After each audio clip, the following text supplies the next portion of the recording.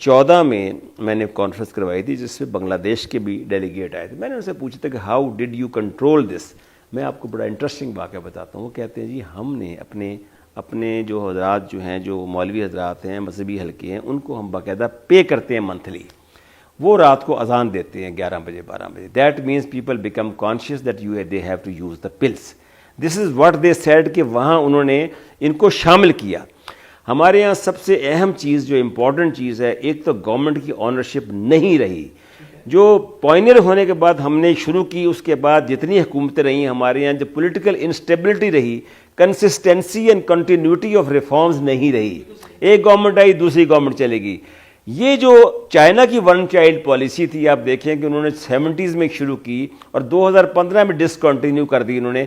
वहाँ क्या हुआ कि उन्होंने देखा कि उनके यहाँ जवान बच्चे लड़के वो कम हो गए आके, उन्होंने एक बच्चे की और इजाज़त दे दी।